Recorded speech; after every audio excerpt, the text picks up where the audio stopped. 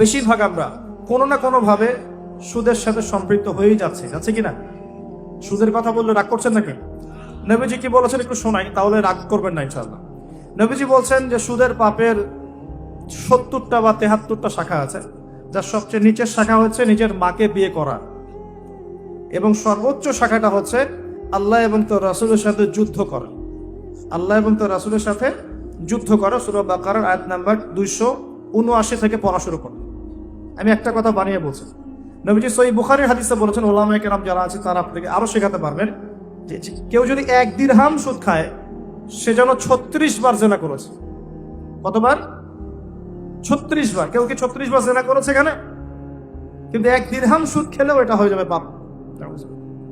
তো এখন ইচ্ছাই হোক অনিচ্ছাই হোক, সুদ হয় দিচ্ছি, না হয় খাচ্ছি, না হয় লিখে রাখছি, না হয় সাক্ষী থাকছে। আর এই 4 শ্রেণীর মানুষকে নবী সাল্লাল্লাহু আলাইহি ওয়াসাল্লাম অভিশাপ দিয়েছেন। আমি কিছু বলছি না, নবীজি কি বলেছেন? আমি লাআনত করে গেলাম। আর নবীর লাআনত নিয়ে আমরা কবরে পার পাবো কিনা, হাউজে কাউসারের পানি পাবো কিনা, শাফায়াত পাবো কিনা, এটা তো আমাকে ভাবতে হবে নাকি? আর আমি তো বলেই দিলাম শুরুতে, আমরা শুধু দাওয়াত দিতে পারি, এখন আমরা কোনো কিছু এখন ফোর্স করতে পারি না। ফাযাক্কিরিনা মা আনতা মুযাক্কির অবস্থায় আমরা, আমি শুধু আপনাকে রিকোয়েস্ট করতে পারি অর্থনৈতিক জীবনে সুদভিত্তিক অর্থনীতি থেকে বেরিয়ে আসা। আল্লাহ পাক তৌফিক দান করুন।